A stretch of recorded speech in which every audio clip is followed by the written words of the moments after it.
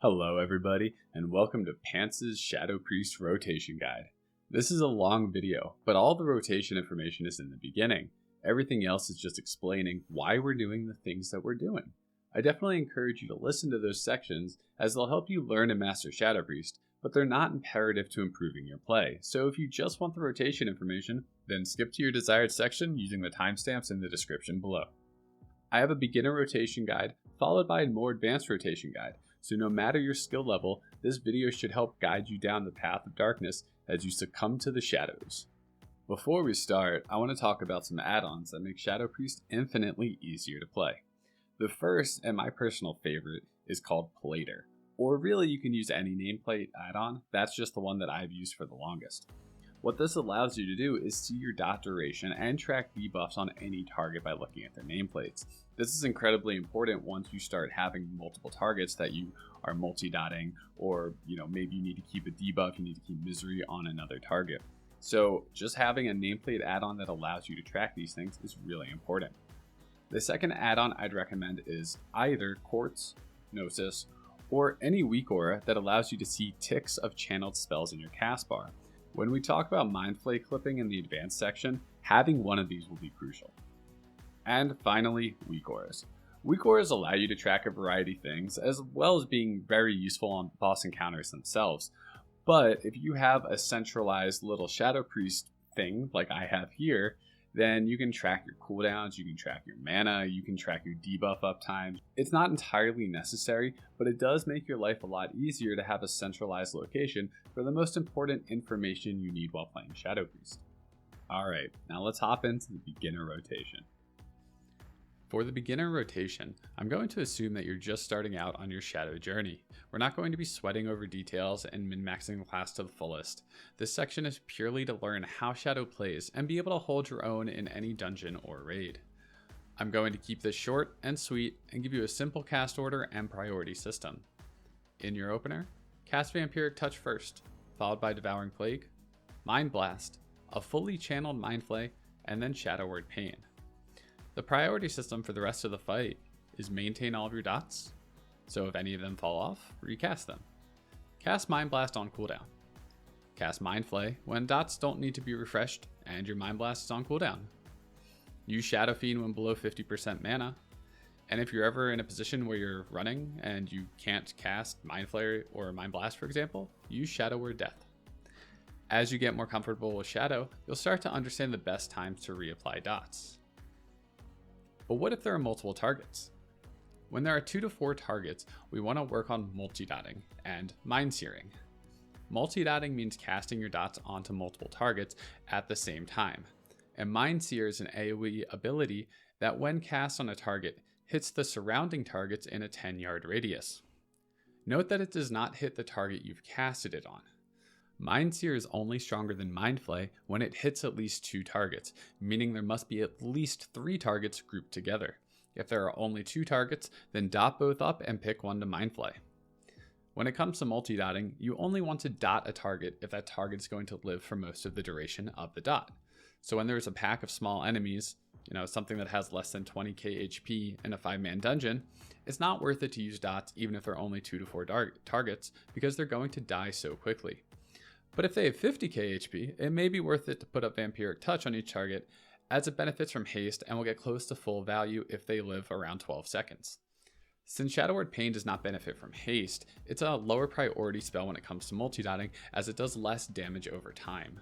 Anytime there are 5 or more targets, sit back, relax, and spam Mind Sear. As you play Shadow more, you'll start to understand the timings of how long a mob will live and what dots are worth casting. Shadow is a very feely spec, and as you play it more, you'll get a sense and a feeling of when it's worth it to cast dots on a target. Let's hop into the advanced rotation. If you feel comfortable with the basic rotation, then this section is for you. If you're just getting started, don't feel like you need to implement all of these things at once. I'll rank them in order of importance to your damage so you can prioritize adding each piece one at a time. So what are the new mechanics in the advanced rotation? First of all, we have Mind Flay clipping. Then minimizing downtime between casts, aka what I like to call ABC or always be casting. Third is Precasting Vampiric Touch. 4 is Shadowfiend in the opener, if it's not needed for mana. And then finally, recasting Devouring Plague during Lust. Alright, now let's take a look at what the advanced rotation looks like at half speed. I will show a full speed version after this, but I think at half speed it slows the video down so that we can really take in what is happening instead of trying to pause and figure out what's happening in each moment. Alright, let's begin. I have a pull timer going because I'm going to use that to precast Vampiric Touch and pre-pop with Potion of Wild Magic. So at 1 second, I do both of those things. So I'm going to precast Vampiric Touch into Devouring Plague, into a Mind Blast, and then into Shadowfiend. Right as Shadowfiend comes out, we get our Lust, and with that Lust, I go into a 2-tick Mind Flay. And then I pop my Trinket and my Engineering Gloves and recast Devouring Plague into a Mind Flay, into a Mind Blast, and then we start channeling Mind Flay again. I do a 3-tick Mind Flay into a 2-tick Mind Flay to recast Vampiric Touch on the target, Mind Flay for a full channel, into a Mind Blast, and now we kind of settle into the rotation of maintaining dots, casting Mind Blast, and then casting Mind Flay in the interim. Now let's take a look at this on full speed. I'm not going to talk so that you can focus on the rotation, but let's see if you can pick up everything. Obviously, I just narrated it, but if your brain can process what's happening, it'll make it a lot easier when you have to go do it yourself.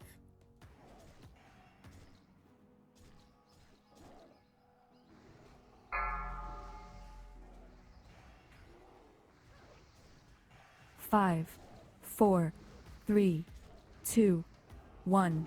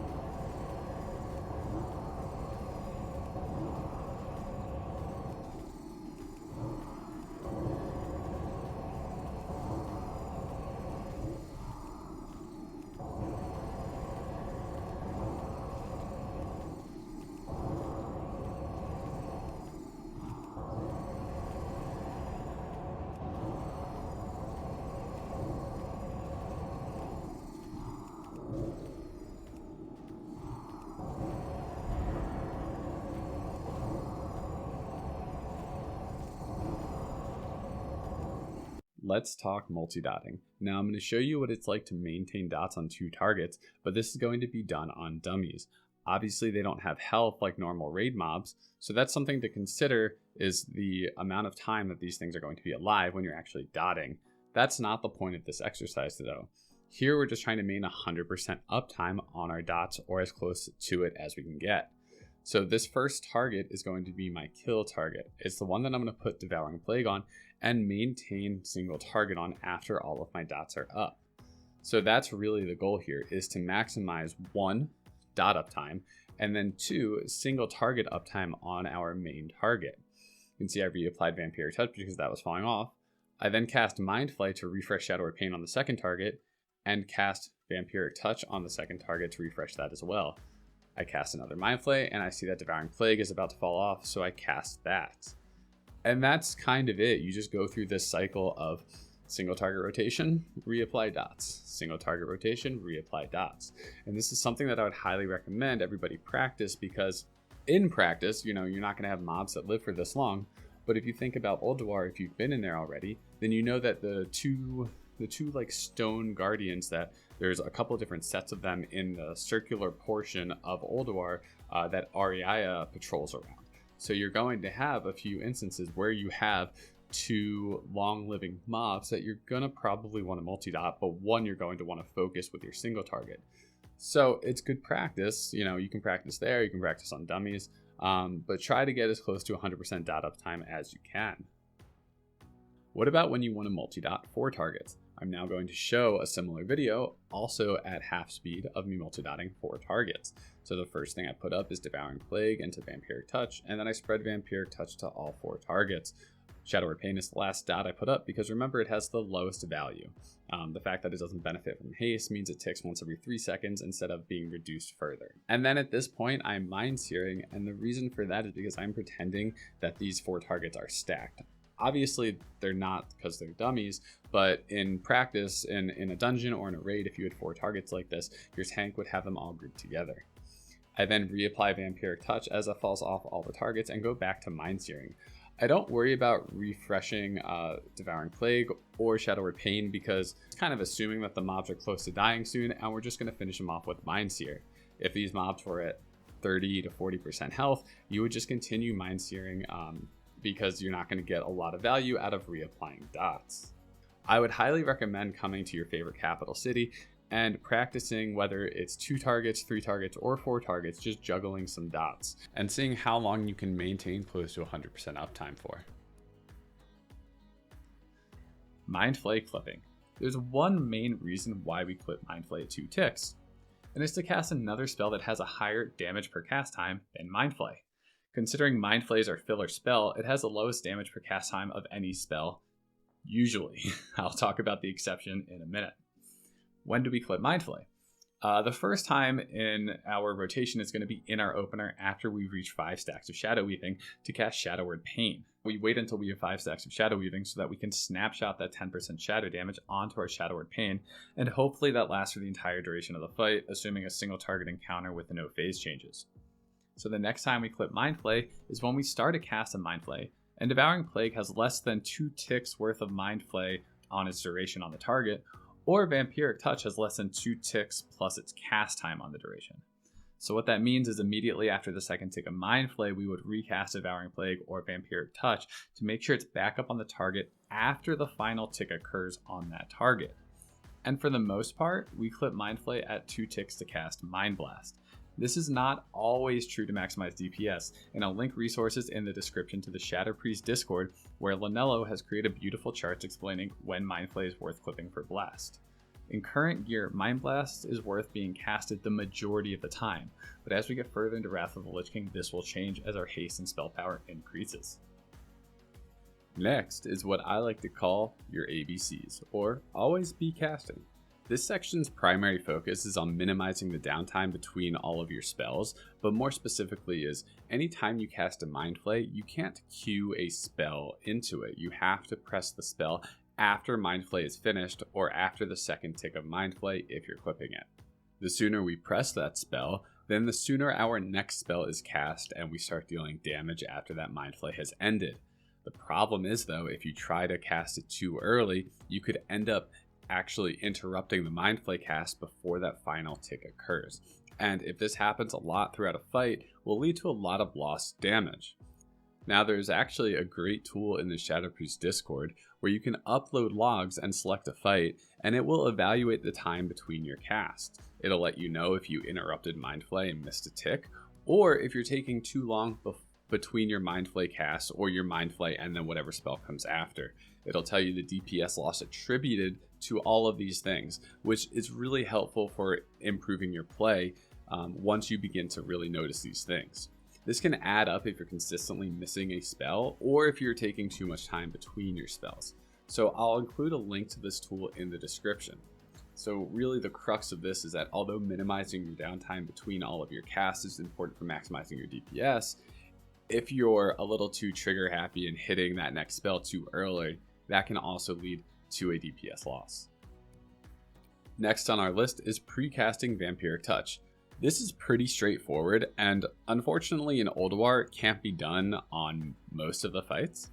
But essentially, if you can be in casting range of a boss before the fight begins, then what you want to do is you cast Vampiric Touch when there's 1 second left on your raid's pull timer.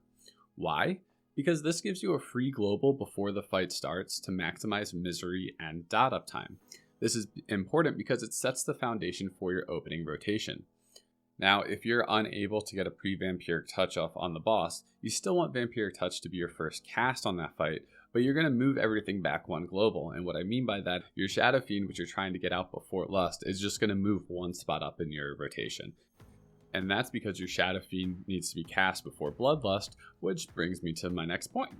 So, Shadowfiend does not benefit from haste the same way DK's Gargoyle does, even after the nerf. It doesn't snapshot our haste or get any benefit from our haste whatsoever. It has its standard attack speed, and you can buff it when it's out, but that's only during that 15-second window. There's nothing you can do pre-casting. You can, I lied. You can use any spell power buffs if you have an on-use trinket that gives you a spell power buff, or if you have a potion that you're using that increases your spell power, that will increase the power of Shadowfiend as it does get buffed through your own spell power. But that's it. It doesn't snapshot haste in the way that a Gargoyle does. So in order for it to benefit from Bloodlust, your Shadowfiend must be cast before the Bloodlust itself is cast. That way, Bloodlust is directly applied to the Shadowfiend and it benefits from the haste.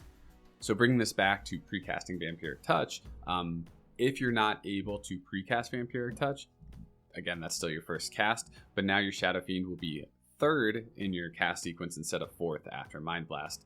And again, this kind of ties to the assumption that Bloodlust is being cast 3 seconds into the fight. And the final tip that is being added to this section is recasting Devouring Plague during Lust.